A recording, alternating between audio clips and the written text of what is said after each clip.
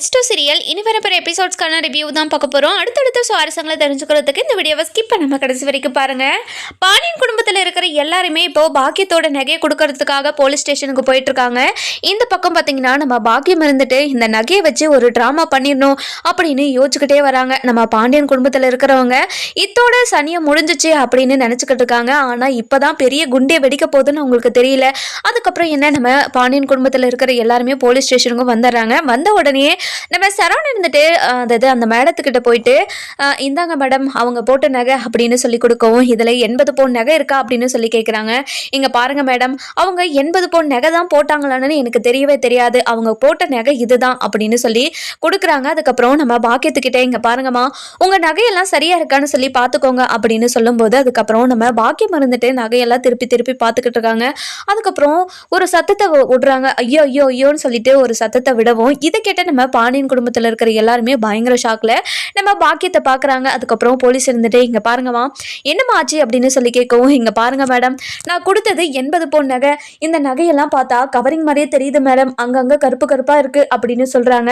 இதை கேட்டுட்டு நம்ம அதாவது யாரு நம்ம மீனாக்கு பயங்கர கோவம் வருது. அதுக்கப்புறம் இதை கேட்ட நம்ம போலீஸ் இருந்துட்டு இங்கே பாருங்க சார் எப்படி இந்த நகையெல்லாம் கரையன்னு ஆச்சு அப்படின்னு சொல்லி கேட்கவும், இங்கே பாருங்க மேடம் அவங்க கொடுத்த நகை இதுதான் அப்படின்னு சொல்கிறாங்க. இங்கே பாருங்க மேடம் என்னோட 80 பவுன் நகையும் போச்சா அப்படின்னு சொல்லி ஒரு மாதிரி ஒரு நாடகத்தை அடிக்கிறாங்க. அதுக்கப்புறம் நம்ம மீனா இருந்துட்டு இங்க பாருங்க இப்படி பச்சை நடிக்கிற வேலையெல்லாம் வச்சுக்காதீங்க, இங்க பாருங்க மேடம் அவங்க 80 பவுன் நகைலாம் போட கிடையாது, அவங்க போட்டது 8 பவுன் நகை தான், 80 பவுன் நகை போறேன்னு சொல்லி எங்க வீட்டுல இருக்கிறவங்க கிட்ட எல்லாருக்கிட்டையும் போய் சொல்லியிருக்காங்க. இந்த விஷயம் எனக்கு தாலி பிரிச்சு கோக்குற அன்னைக்கு தான் தெரியும், இந்த விஷயத்தை யாருக்கிட்டையுமே சொல்லாதீங்கன்னு சொல்லி என்கிட்ட எவ்வளவோ கெஞ்சுக்கிட்டாங்க. என்னோட பொண்ணோட வாழ்க்கை உன்னோட கையில தான் இருக்குதுன்னு என்ன ரொம்ப என்கிட்ட சொல்லி இந்த விஷயத்த வீட்டில் சொல்ல விடாம பண்ணிட்டாங்க அப்படின்னு சொல்லவும், நம்ம சரவணன் பாண்டியன் கோமதி இவங்க 3 பேருமே பயங்கர ஷாக்கு.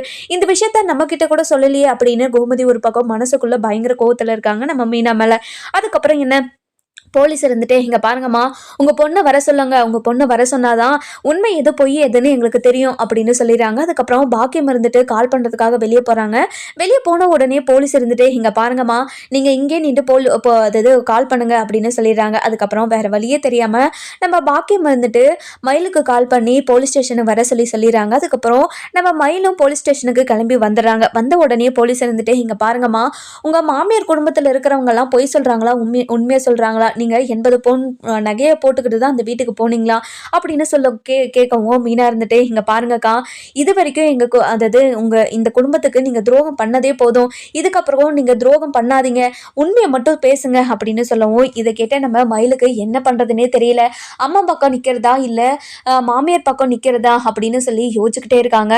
அதுக்கப்புறம் பாக்கியம் இருந்துட்டு என்னடி மயில் முழிச்சுக்கிட்டே நின்றுட்டு இருக்க, உன் நடந்ததை சொல்லுடி அப்படின்னு சொல்லவும், அதுக்கப்புறம் என்ன நம்ம மயில் இருந்துட்டு இங்கே பாருங்க மேடம் என்னோட அம்மா பொய் சொல்கிறாங்க மேடம், எனக்கு 8 பவுனோ 7 பவுனோ நகை தான் போட்டாங்க, மீது எல்லாமே கவரிங் தான் மேடம் அப்படின்னு சொல்லிடுறாங்க. இதை கேட்டால் நம்ம போலீஸ்க்கு பயங்கரமாக ஷாக் ஆயிடுது. இங்கே பாருமா உங்கள் பொண்ணு இந்த மாதிரி சொல்கிறாங்க, நீங்கள் என்னடானா நாங்கள் 80 பவுன் நகை போட்டோம் இப்போ எல்லாமே கரியன் ஆயிடுச்சு அப்படி இப்படின்னு ஒரு நாடகத்தை நான் ஆடிக்கிட்டு இருக்கீங்க அப்படின்னு சொல்லவும், இங்கே பாருங்க மேடம் என்னோட பொண்ணு அவங்க மாமியார் குடும்பத்தை காப்பாற்றுறதுக்காக இப்படி ஒரு பொய் சொல்லிக்கிட்டு இருக்கா மேடம், இங்கே பாரடி மயில் நான் எவ்வளோ கஷ்டப்பட்டு உனக்கு அந்த நகையெல்லாம் போட்டேன்னு உனக்கு தெரியுமாடி, அப்படி தெரிஞ்சிருந்தோம் ஏன்டி இப்படிலாம் பேசுற அப்படின்னு சொல்லி கேட்கவும், இங்க பாருங்கம்மா இதுக்கு மேலேயே நம்ம எதுக்காக நடிக்கணும், எல்லா விஷயமும் எல்லாருக்கும் தெரிஞ்சிருச்சு, தெரிஞ்சதுக்கு அப்புறம் ஏமா இப்படி எல்லாம் நடிக்கிற, இங்க பாருமா இதுக்கு மேலேயும் அந்த குடும்பத்தில் இருக்கிறவங்களை என்னால் கஷ்டப்படுத்த முடியாது, அவங்க என்னை ஏத்துக்கலாம் கூட பரவாயில்லம்மா, அவங்க எல்லாருமே நிம்மதியாக மட்டும் இருந்தால் போதும் அப்படின்னு சொல்லவும், இங்க பாரடி மயிலே அவங்க என்னடி சந்தோஷமா வச்சுக்கிட்டாங்க, உன்னை வேலை வாங்கிக்கிட்டோம், உன்னை அடிமை மாதிரி ஒரு ஆளா தானே இருந்த அந்த வீட்டில் அப்படின்னு சொல்லவும்மா, நீ கொஞ்ச நேரம் அமைதியாக இருங்கம்மா, இங்கே பாருங்க மேடம் என்னோட அம்மா தான் பொய் சொல்கிறாங்க, இந்த குடும்பத்தில் இருக்கிற யாருமே பொய் சொல்லலை, அது மட்டும் இல்லாமல் இவங்க வரதட்சணை கேட்டு என்னை படுத்தவே இல்லை, எங்கள் அம்மா தான் போய் கம்ப்ளைண்ட் கொடுத்தாங்க அப்படின்ற விஷயத்த எல்லாமே சொல்லிடுறாங்க. சொன்ன உடனே போலீஸ்க்கு இருந்துட்டு இது ஒரு பொய்யான கம்ப்ளைண்ட் சொல்லிட்டு கேஸை இழுத்து மூடிடுறாங்க. அதுக்கப்புறம் என்ன, நம்ம கோமதி குடும்பத்துல இருக்கிற எல்லாருமே பயங்கர சந்தோஷம். அதுக்கப்புறம் என்ன, இந்த சனிய இத்தோட தொலைஞ்சிச்சு அப்படின்னு நினைச்சுக்கிட்டு வீட்டுக்கு போறாங்க. வீட்டுக்கு போணும் அதாவது கிளம்ப போறாங்க. நம்ம மயில் வந்துட்டு, "இங்க பாருங்க அத்தை, மாமா உங்ககிட்ட ஒரு விஷயம் பேசலாமா?" அப்படின்னு சொல்லி கேட்கவும், "இங்க பாருங்க, கண்டவங்க கூட எல்லாம் பேசக்கூடாது. நடுங்க வீட்டுக்கு போலாம்." அப்படின்னு சொல்லி நம்ம பாண்டியனை கூட்டிட்டு போயிடுறாங்க.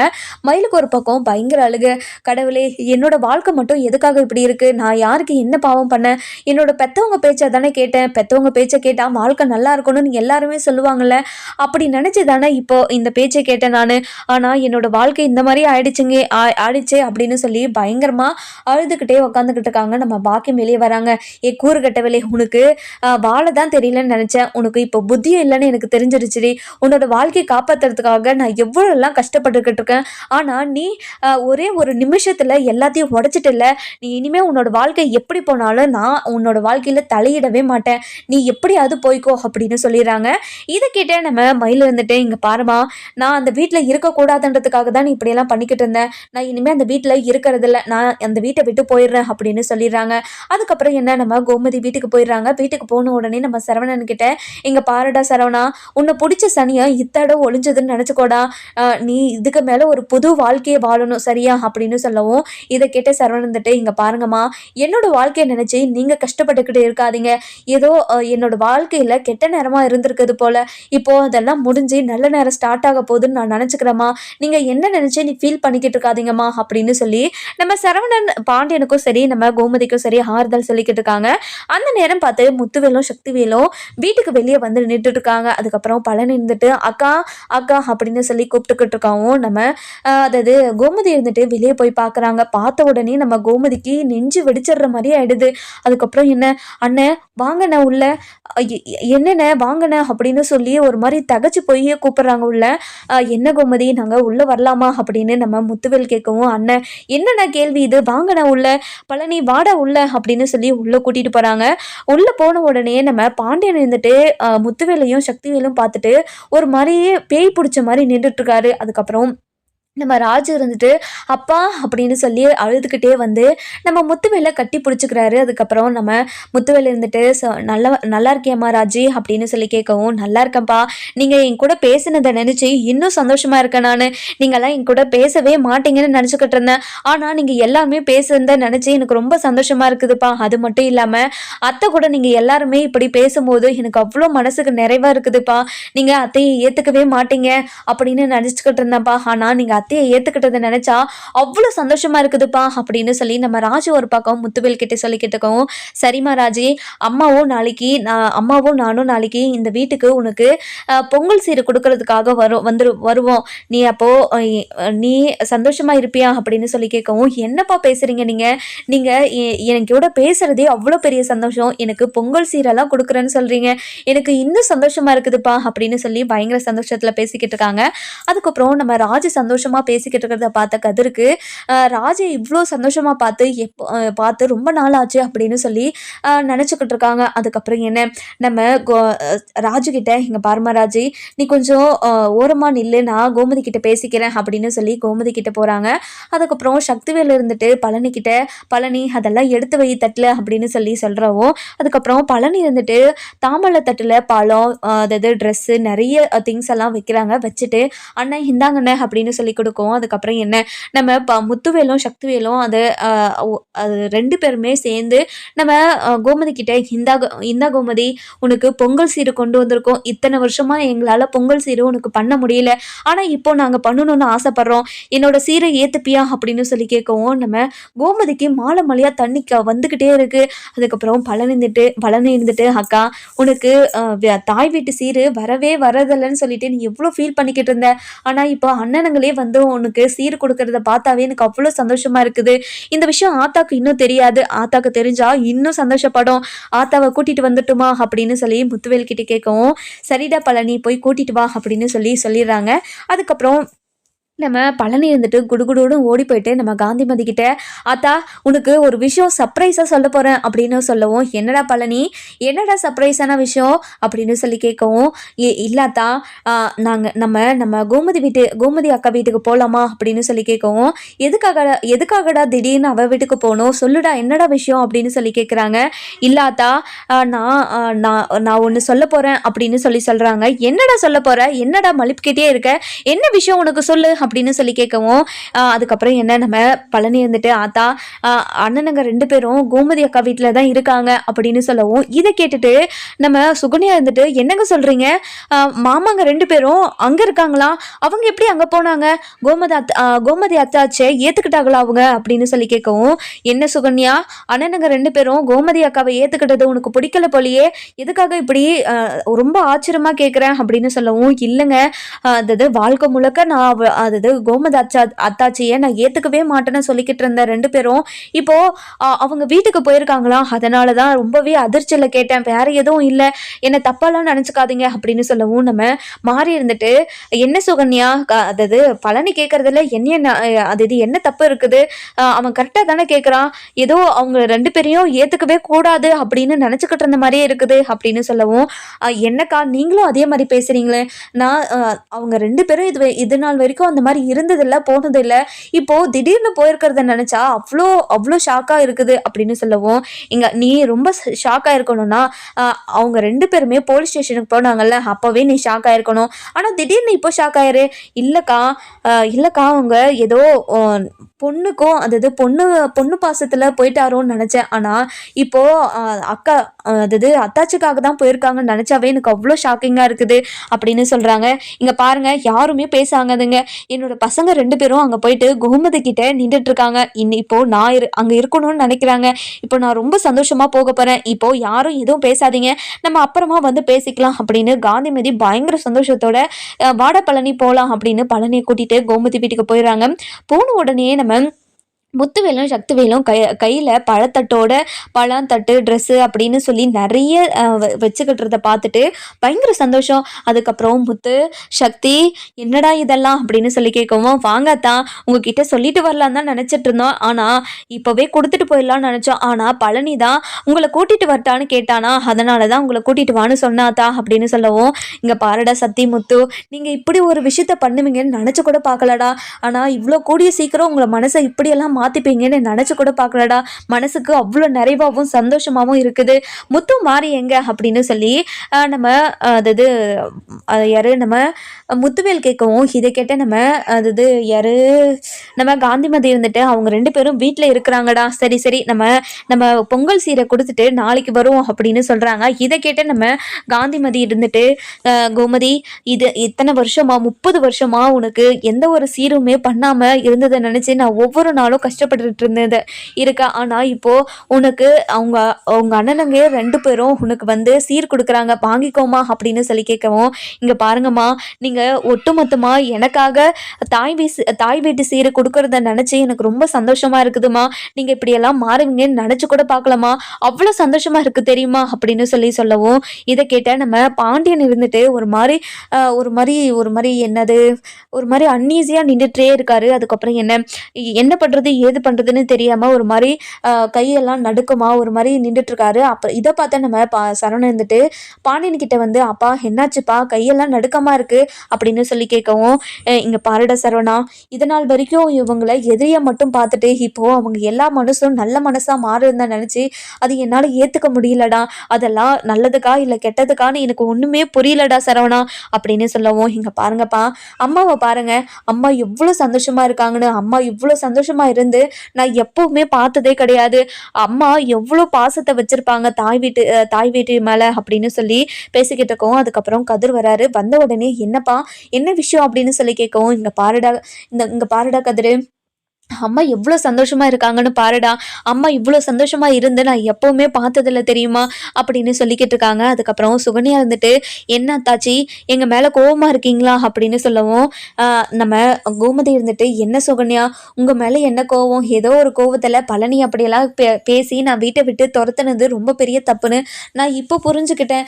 என்னோட தம்பி மேல எந்த ஒரு தப்புமே இல்லைன்னு அப்படின்னு சொல்லவும், இங்க பாருங்க அத்தாச்சி, அதை நீங்க பேசுறதுக்கு முன்னாடியே யோசிச்சு பேசியிருந்தா இப்படி ஒரு நிலைமை வந்திருக்குமா? உங்களோட தம்பிக்கு உங்களோட தம்பி எவ்வளோ கஷ்டப்பட்டான்னு உங்களுக்கு தெரியுமா அப்படின்னு சொல்லவும், இதை கேட்ட நம்ம சக்தியும் முத்துவும், சுகன்யா இப்போ அதை பேச வேண்டிய நேரம் இல்லை, இங்க பாரு கோமதி, இந்தா இதை வாங்கிக்கோ அப்படின்னு சொல்லி கொடுக்குறாங்க. அதுக்கப்புறம் நம்ம கோமதி இருந்துட்டு பாண்டியன் முகத்தை பார்க்கவும், நம்ம பாண்டியன் இருந்துட்டு என்ன சொல்றதுன்னு தெரியாம வாங்கிக்கோ கோமதி அப்படின்னு தலையாட்டிடுறாங்க. அதுக்கப்புறம் என்ன, நம்ம கோமதி இருந்துட்டு பயங்கர சந்தோஷமா அந்த பொங்கல் சீரை வாங்கிக்கிட்டு கீழே வச்சுட்டு நம்ம முத்துவேலையும் சக்திவேலும் கையை பிடிச்சிக்கிட்டு, அண்ணன் நீங்கள் எனக்காக இவ்வளோ பெரிய விஷயம் பண்ணுவீங்கன்னு நினச்சி கூட பார்க்கலண்ணே, ரொம்ப சந்தோஷண்ணே, 30 வருஷமாக இதுக்காக தான் நான் ஏங்கிக்கிட்டு இருந்தேன். இந்த ஏக்கத்தை நீங்கள் இப்போ ஒரே ஒரு நாளில் நீங்கள் எல்லாத்தையும் உடைச்சிட்டிங்கண்ணே அப்படின்னு சொல்லி பயங்கர சந்தோஷமாக பேசிக்கிட்டு இருக்காங்க. அதுக்கப்புறம் என்ன, நம்ம சுகன்யா இருந்துட்டு இது எல்லாத்தையும் பார்த்து சந்தோஷமாக இருக்காங்க. ஆனால் நம்ம சுகன்யா இருந்துட்டு வீட்டை பிரிக்கிறத நினச்சி தான் வீட்டை எப்படி பிரிக்கலாம், மற்றவங்களுக்கு எப்படி சண்டை மூட்டி விடலாம் அப்படின்னு தான் நினச்சிக்கிட்டு இருப்பாங்க. ஆனால் இப்போ பார்த்தீங்கன்னா நம்ம அதாவது முத்துவேலும் சக்திவேலும் கோமதி கிட்ட சந்தோஷமாக பேசிக்கிட்டு இருக்கிறத பார்த்து ரசிச்சுக்கிட்டு இருக்காங்க. இதை பார்த்து நம்ம பழனி இருந்துட்டு, என்ன சுகன்யா என்ன பண்ணிக்கிட்டு இருக்கா அப்படின்னு சொல்லி கேட்கவும், இவங்க 3 பேரும் பேசிக்கிட்டு இருக்கிறது ரொம்ப நல்லா இருக்குல்ல அப்படின்னு சொல்லி கேட்கவும், ஆமாம் என்னோட அண்ணனும் அக்காவும் எத்தனை வருஷமாக பேசாமல் இருந்தாங்கன்னு தெரியுமா, என்னோட அக்கானா என்னோட அண்ணனுங்களுக்கு ரொம்ப பிடிக்கும். ஆனால் என்னோட அக்கா மனசுக்கு பிடிச்சவனை கல்யாணம் பண்ணதுனால என் அக்காவை மேலே ரொம்ப வெறுப்பாகி கோவமாகி இத்தனை வருஷமாக பேசாமல் இருந்தாங்க. ஆனால் இத்தனை வருஷத்தில் இப்போ மனசு மாதிரி பேசினதை நினச்சா அவ்வளோ சந்தோஷமாக இருக்குது. என்னோட ஆத்தாவையும் என்னோட அக்காவையும் பார்க்கும்போது அவ்வளோ சந்தோஷமாக இருக்குது. ஏன்னா அவங்க இத்தனை வருஷமாக இதுக்காக தான் ஏங்கிக்கிட்டு இருந்தாங்க. இது இப்போ நடக்கும்போது அவங்க 2 பேருக்கும் எவ்வளோ சந்தோஷமாக இருக்கும் அப்படின்னு சொல்லி கேட்டுக்கவும், அதுக்கப்புறம் நம்ம அரசு இருந்துட்டு பாண்டியன் கிட்டே போயிட்டு, அப்பா என்னப்பா ஒரு மாதிரி இருக்கீங்க அப்படின்னு சொல்லி கேட்கவும், ஒன்றும் இல்லைம்மா அரசி அப்படின்னு சொல்லிடுறாங்க. அதுக்கப்புறம் என்ன, நம்ம முத்துவேலும் சக்திவேலும் பயங்கர சந்தோஷமா சரி கோமதி நாங்கள் போயிட்டு வரோம் அப்படின்னு சொல்லிட்டு வீட்டுக்கு போகிறாங்க. வீட்டுக்கு போன உடனே நம்ம கோமதி இருந்துட்டு, அண்ணன் சாப்பிட்டுட்டு போங்கண்ணே அப்படின்னு சொல்லவும், இங்கே பாரு கோமதி, நான் எதாவது இத்தனை வருஷமா உங்கள் வீடு 10க்கு 10 வீடுன்னு தான் நினச்சிக்கிட்டு இருந்தேன். ஆனால் உங்கள் வீட்டுக்குள்ளே வந்து பார்த்தாதான் எவ்வளோ வசதி இருக்குதுன்னு எனக்கு தெரியுது. அது தெரியாமல் அதாவது உங்களை நான் 10க்கு 10 வீட்டில் இருக்கிறவங்க பஞ்ச பரதேசிங்கன்னு சொல்லிட்டு என்னென்ன சொல்லி உங்களை காயப்படுத்திருக்கேன், என்னை மன்னிச்சிரு கோமதி அப்படின்னு சொல்லவும், இங்க பாருங்கண்ணே கடந்த காலத்துல நடந்தது எதுவுமே இப்போ எனக்கு ஞாபகத்திலே இல்லை. ஏன்னா இப்போ நீங்க என்கிட்ட சந்தோஷமா பேசிக்கிட்டு இருக்கிறது மட்டும்தான் எனக்கு ஞாபகத்துல இருக்குதுன்னு, நீங்க கவலைப்படாதீங்க, நான் எந்த ஒரு விஷயத்தையும் நான் மனசுல வச்சுக்கல அப்படின்னு சொல்லிடுறாங்க. அதுக்கப்புறம் நம்ம கோமதி இருந்துட்டு மீனா கிட்ட போயிட்டு, இங்க பாரு மீனா, என்கிட்ட இந்த விஷயத்த எதுக்காக மறைச்ச அப்படின்னு சொல்லி கேட்கவும், இதை கேட்ட நம்ம கோமதி அதாவது மீனா இருந்துட்டு, அத்தை என்னத்த சொல்றீங்க, என்ன விஷயத்த நான் மறைச்சேன் அப்படின்னு சொல்லி கேட்கவும், இங்க பாரு மீனா, போலீஸ் ஸ்டேஷன்ல நடந்த விஷயம் உனக்கு தெரியாதுன்னு நினைச்சுக்கிட்டு இருக்கியா, அந்த நகை விஷயத்த என்கிட்ட ஏன் சொல்லல அப்படின்னு சொல்லி கேட்கவும், இங்க பாருங்க அத்தை, இதை உங்ககிட்ட சொல்லணும்னு எத்தனையோ முறை நான் நினச்சிருக்கேன். ஆனால் இந்த விஷயத்த சொன்னால் இன்னும் வீட்டில் பெரிய பிரச்சனையாக வந்துடுமோன்னு நினச்சி தான் நான் எந்த விஷயத்தையுமே உங்ககிட்ட சொல்லாமல் இருந்தாத்த, என்னை மன்னிச்சிருங்க அத்தை அப்படின்னு சொல்லவும், இதை கேட்ட நம்ம கோமதி இருந்துட்டு, இங்கே பாருமீனா, நான் உன் மேலே எவ்வளோ பெரிய நம்பிக்கை வச்சுருந்தேன்னு உனக்கு தெரியுமா, அப்படி அந்த நம்பிக்கையை நீ உடைச்சிட்டியே அப்படின்னு சொல்லவும், இதை கேட்ட நம்ம மீனா இருந்துட்டு ரொம்பவே அழுதுகிட்டே, இங்கே பாருங்க அத்தை, உங்களை ஏமாற்றணுன்னோ உங்களை கஷ்டப்படுத்தணுன்னோ நான் இப்படியெல்லாம் பண்ணலாத்த, அவங்க தன்னோட பொண்ணோட வாழ்க்கை போயிடும், இப்போதான் கல்யாணம் பண்ணிட்டு வந்து 1 மாதம் கூட ஆகலை, அதுக்குள்ளே என்னோட பொண்ணு என் வீட்டுக்கு வந்துடும், நீங்கள் இந்த விஷயத்த மட்டும் சொல்லாதீங்கன்னு சொல்லிட்டு என்னோட காலில் விழாத குறையாக கெஞ்சிக்கிட்டு இருந்தாங்க அத்தை. அதாவது என்னால் ஒரு பொண்ணோட வாழ்க்கை கெட்டு போயிடக்கூடாதுன்றதுக்காக தான் நான் எந்த ஒரு விஷயத்தையுமே யார்கிட்டையுமே சொல்லாமல் இருந்தேன் அத்தை அப்படின்னு சொல்லவும், இங்கே பாரு மீனா, எல்லாருமே ஒரு வகையில் அவங்கவுங்க சுயநலமாக தான் இருக்கீங்க, நான் தான் வெகுலியாக எல்லார்கிட்டையும் எல்லார்கிட்டயும் நான் ஒரு மாதிரி இருக்கேன் அப்படின்னு சொல்லவும், இங்க பாருங்க அத்தை, இப்படியெல்லாம் பேசாதீங்க அத்தை. ஏன் அத்தை இப்படியெல்லாம் பேசுறீங்க? உங்க மேல எனக்கு எவ்வளோ மரியாதை இருக்குன்னு உங்களுக்கு தெரியுமா அத்தை? அப்படி தெரிஞ்சிருந்தும் ஏன் அத்தை என்கிட்ட இப்படியெல்லாம் பேசுறீங்க அப்படின்னு சொல்லவும், கதிர் இருந்துட்டு, இங்க பாருங்கம்மா, இந்த விஷயத்த அவங்க அண்ணி மறைச்சிருக்காங்கன்னா கண்டிப்பா அதுக்கு ஒரு காரணம் இருக்குல்ல அம்மா, ஏம்மா அதை புரிஞ்சுக்க மாட்டீங்க அப்படின்னு சொல்லவும், இங்க பாருடா, நீ எதுக்காகடா உங்க அண்ணிக்கே சப்போர்ட் பண்ணி பேசுற? நான் எவ்வளோ மனசு உடைஞ்சு போயிருக்கேன்னு உனக்கு தெரியலையாடா அப்படின்னு சொல்லவும், இங்க பாருங்கம்மா, இப்பதான் உங்க அண்ணனுங்க வந்து சீர் கொடுத்துட்டு போனாங்கல்ல, அதை நினைச்சு நீ இன்னும் 2 நாளைக்கு சந்தோஷமா இருக்கவன்னு பார்த்தா இப்போ இப்போ சண்டை போட ஆரம்பிச்சுட்ட. இங்க பாருடா பழனி, இங்க பாருடா கதிரு, அதை விட எனக்கு மனசுல ரணமா ஆறாத வடுவா இருக்கிறதே அந்த ஏமாத்திட்டு போனது தான்டா. அவ ஏமாத்திட்டு போனதுனால ஒரே ஒரு நல்ல விஷயம் தானே நடந்திருக்கு. என்னோட அண்ணனுங்க 2 பேரும் என்னை புரிஞ்சுக்கிட்டு என்னை ஏத்துக்கிட்டாங்கடா. அது ஒரே ஒரு நல்ல விஷயம் தானே நடந்திருக்கு. வேற எதுவுமே இங்க நடக்கவே இல்லடா அப்படின்னு சொல்லி பேசிக்கிட்டு இருக்காங்க. அதுக்கப்புறம் என்ன, நம்ம மயில இருந்துட்டு ஒரு பயங்கரமா அழுதுகிட்டு நம்ம அதாவது பாக்கியத்தை வீட்டுக்கு போறாங்க. வீட்டுக்கு போன உடனே நம்ம பாக்கியம் இருந்துட்டு, இங்க எதுக்காகடி வந்த அப்படின்னு சொல்லி கேட்கவும், இங்க பாருங்கம்மா, நான் இங்கே தங்கி உங்க வீட்டுல சாப்பிட்றதுக்காகலாம் வரலம்மா, நான் என்னோட ட்ரெஸ் எல்லாம் எடுத்துட்டு கிளம்புறேம்மா. இங்க பாரடி மயிலு, உன்னோட வாழ்க்கையை காப்பாத்துறதுக்காக நான் என்னென்னமோ பண்ணேன். ஆனா நீ எதுவுமே புரிஞ்சுக்காம இப்படி ஒரு வேலையை பண்ணிட்டு வந்துட்டியேடி. இப்போ உன்னோட வாழ்க்கையை திரும்ப நம்ம காப்பாற்ற முடியுமா? அந்த குடும்பத்துல இருக்கிறவங்க உன்னை ஏத்துப்பாங்களாடி அப்படின்னு சொல்லவும், இங்க பாருமா, அந்த குடும்பத்துல இருக்கிறவங்கள நம்ம எவ்வளவுதான் கஷ்டப்படுத்த முடியும் சொல்லு? நீ இந்த ஒரு பொய் மட்டும்னு சொல்லி எத்தனை பொய் சொல்லிட்டு தெரியுமா? பொய் சொல்லி வாழ்ற வாழ்க்கை அது நல்லாவே இருக்காதுமா. ஒவ்வொரு நொடியும் நரக வேதனையை கொடுக்குமா. அது ஏமா உனக்கு புரியவே மாட்டேங்குது? உன் பொண்ணோட வாழ்க்கையை நீயே குழி தோண்டி புதைச்சிட்டு இப்போ நான் தான் எனக்கு தான் வாழ தெரியலன்னு ஒரு கதையை விடாதமா. பொய் சொன்னா ஒரு நாள் எல்லாமே வெளிவரும்னு சொல்லிட்டு உனக்கு தெரியவே தெரியாதம்மா. இந்த விஷயம் சின்ன குழந்தை கூட தெரியும். ஆனா நீ அதாவது எனக்கு வாழ தெரியலன்னு சொல்ற. சரி விடு, என்னை எவங்கிட்டயோ தள்ளி விட்டுறணும்னு நினைச்சேன். அப்படி ஒண்ணு பண்ண. இப்போ அந்த வீட்டுல இருந்து என்னை துரத்தி விட்டுட்டாங்க. இப்போ இந்த வீட்டுல என்னை அதாவது வச்சு சாப்பாடு போட முடியாதுன்னு உனக்கு தோணுது. அதனாலதான் இப்போ எப்படியாவது அந்த வீட்டுக்கு என்னை அனுப்பி வச்சிடணும்னு நினைச்சிட்டு இருக்க. அப்படி தானே அப்படின்னு சொல்லி கேட்கவும், இங்க பாருடி அவ்வளோ கொடுமைக்காரியெல்லாம் இல்லடி உங்க அம்மா. இங்க பாருடி, உன்னோட வாழ்க்கையே நல்லா இருக்கணும், நீ ஒரு குழந்தை குட்டியோட சந்தோஷமா இருக்கணும்ன்றதுக்காக தாண்டி இப்படியெல்லாம் பண்ண. ஆனா இப்படி ஒரு நிலைமை வரும்னு நினைச்சு கூட பார்க்கலடி. நீ கல்யாணம் பண்ண அடுத்த மாசத்திலேயே ஒரு குழந்தைய பெத்து கொடுக்கணும்னு பார்த்தா, ஆனா நீ என்ன பண்ணி வச்சிருக்க? இப்போ வரைக்குமே எதுவுமே இல்லை அப்படின்னு சொல்லவும், இங்க பாருமா, ஏமா இப்படி எல்லாம் பேசிக்கிட்டு இருக்க? இங்க பாருமா, இந்த மாதிரிலாம் பேசாதமா அப்படின்னு சொல்லவும், அந்த நேரம் பார்த்து நம்ம மயில மயக்கம் போட்டு விழுந்துடுறாங்க. விழுந்த உடனே நம்ம பாக்கியத்துக்கு பயங்கர ஷாக் ஆயிடுது. அதுக்கப்புறம் நம்ம மாணிக்கம் இருந்துட்டு, இங்க பாரு கோமதி, இங்க பாரு பாக்கியம், எதுக்காக பாக்கியம் மயில கஷ்டப்படுத்திக்கிட்டே இருக்க? ஏற்கனவே அவன் புருஷனை நினைச்சோம் அவ்வளவு கஷ்டப்பட்டுக்கிட்டு இருக்கா. அவளை போயிட்டு இப்படியெல்லாம் கஷ்டப்படுத்திக்கிட்டு இருக்கே, உன்னால அமைதியாவே இருக்கவே முடியாதா அப்படின்னு சொல்லி கேட்கவும், இங்க பாருங்க, என்னால அமைதியா இருக்கவே முடியலங்க. இப்படி ஒரு புத்தி இல்லாதவளை பெத்து வச்சுட்டேனே நினைச்சாவே எனக்கு அவ்வளோ கஷ்டமா இருக்குது. அது மட்டும் இல்லாம இப்படி ஒரு அப்பன் யாருக்குமே கிடைக்க கூடாது. உன்ன மாதிரி உருப்படாத அப்பன் கிடைச்சதுனால தானே அவளோட வாழ்க்கை இந்த மாதிரி இருக்கு. நீ சம்பாதிச்சு 4 காசு என்கிட்ட கொடுத்திருந்தா அவளை ஒரு நல்ல இடத்துல கட்டி கொடுத்துருப்பேன்ல அப்படின்னு சொல்லவும், இதை கேட்ட நம்ம மாணிக்கம் இருந்துட்டு, இங்க பாரு பாக்கியம், இப்ப சண்டை போறதை விட்டுட்டு மயிலுக்கு என்ன ஆச்சுன்னு பாரு அப்படின்னு சொல்றாங்க. அந்த நேரம் பார்த்து சுடர் வராங்க.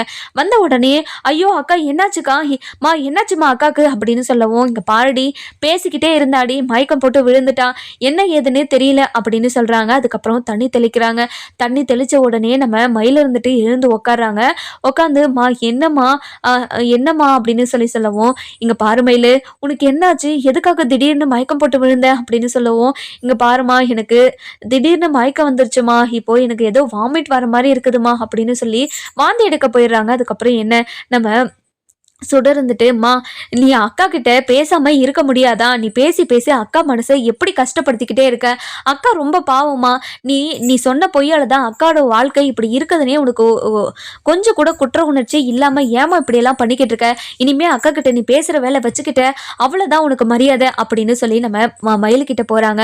அக்கா இப்போ ஒன்றும் இல்லைக்கா, இப்போ சரியாயிடுச்சாக்கா? இல்லடி, எனக்கு ஏதோ மாறி அப்படியே தலை சுத்துற மாதிரி இருக்கு, வாந்தி வர மாதிரி இருக்கு, ஏதோ ஒரு மாதிரி இருந்துக்கிட்டே இருக்குடி அப்படின்னு சொல்கிறாங்க. இதை கேட்டுட்டு நம்ம பாக்கியம் இருந்துட்டு வராங்க. வந்த உடனே இங்கே பாரடி மயிலு உனக்கு இப்போது இது நாள் தள்ளி போயிருக்காடி அப்படின்னு சொல்லி கேட்கவும், இங்கே பாருமா என்ன பிரச்சனை நடந்துருக்கு இப்போது நீ என்னத்தை பற்றி பேசுகிற, இங்கே பாருமா நீ கொஞ்ச நேரம் அமைதியாக இருக்கியா அப்படின்னு சொல்லவும், இதை கேட்ட நம்ம பாக்கியம் இருந்துட்டு இங்கே பாருடி நீ தலை சுத்துற மாதிரி இருக்குன்னு சொல்கிற, வாந்தியெல்லாம் வருதுன்னு வேற சொல்கிற, இப்போது நாள் ஏதாச்சும் தள்ளி போயிருக்காடி அப்படின்னு சொல்லி கேட்கவும், அம்மா இந்த பிரச்சனையில் எனக்கு எந்த டேட்டுன்னே எனக்கு தெரியலம்மா, எனக்கு எதுவுமே ஞாபகத்திலே இல்லைம்மா அப்படின்னு சொல்லவும், சுடரு நீ போயிட்டு பக்கத்து இது மெடிக்கலில் போயிட்டு ஒரு ப்ரெக்னென்சி கிட்டு வாங்கிட்டு வரியாடி அப்படின்னு சொல்லவும், இங்கே பாருமா திரும்ப திரும்ப அக்காவை கஷ்டப்படுத்திக்கிட்டே இருக்காதம்மா, அவள் தான் தெரியலன்னு சொல்கிறாள்ல, நீ விட வேண்டியதானே, எதுக்காக அவளை கஷ்டப்படுத்திக்கிட்டு இருக்க, கொஞ்ச நேரம் அமைதியே இருமா, இங்கே பாரடி சுடரு கொஞ்சம் போய் வாங்கிட்டு வாடி அப்படின்னு சொல்லி நம்ம சுடர்கிட்ட காசை கொடுத்து மெடிக்கலுக்கு அனுப்புகிறாங்க. மெடிக்கலுக்கு போயிட்டு நம்ம சுடரும் வாங்கிட்டு வந்துடுறாங்க. வாங்கிட்டு வந்த உடனே நம்ம அதாவது பாக்கியம் இருந்துட்டு அந்த ப்ரெக்னன்சி கிட்டே வாங்கி இந்த மயில் போயிட்டு செக் பண்ணிட்டு வா அப்படின்னு சொல்லி கொடுத்து அனுப்புகிறாங்க. போன உடனே நம்ம மயில் இருந்துட்டு என்ன அம்மா வந்து ஏதோ சும்மா தான் இப்படியெல்லாம் பண்ணுறாங்க, ஏதோ அம்மாவோட மனசுக்காக இதை பார்த்துடலாம் அப்படின்னு சொல்லி செக் பண்ணி பார்க்குறாங்க. செக் பண்ணி பார்த்ததுக்கு அப்புறமும் அதை பார்க்கவே மாட்டுறாங்க. எப்படியும் நெகட்டிவ் தான் வரும், நெகட்டிவ்னு வரதுக்கு நம்ம எதுக்காக பார்க்கணும் அப்படின்னு சொல்லிட்டு அதை பார்க்காம அது வெளியே எடுத்துகிட்டு வந்துடுறாங்க. வெளியே எடுத்துகிட்டு வந்த உடனே நம்ம சுடர் இருந்துட்டு அக்கா என்னாச்சுக்கா, நான் அதை பார்க்கவே இல்லை, எனக்கு தெரியும் அது நெகட்டிவ் தான் வரும், அப்போ எதுக்கு நான் பார்க்கணும், பார்த்து என்னோட மனசு தானே கஷ்டமாகும், நான் அதை பார்க்க விரும்பல அப்படின்னு சொல்லிடுறாங்க. அதுக்கப்புறம் என்ன நம்ம சுடர் வாங்கி பார்க்குறாங்க. பார்த்த உடனே பயங்கர சந்தோஷம், அக்கா 2 கோடு வந்திருக்கக்கா அப்படின்னு சொல்லவும், இதை கேட்ட நம்ம மயிலுக்கு பயங்கர சந்தோஷம். மயில் என்ன மயில் சொல்கிற, என்ன சுடர் சொல்கிற அப்படின்னு சொல்லி நம்ம மயில் இருந்துட்டு கிட்ட வாங்கி பார்க்கவும், அந்த கிட்ட வாங்கி பார்த்துட்டு பயங்கர சந்தோஷம். மயில் வீட்டில் சொல்லி இந்த விஷயத்தால் நம்ம மயிலை ஏற்றுப்பாங்களா மாட்டாங்களான்னு சொல்லிட்டு நம்ம வர எபிசோடில் பார்க்கலாம்.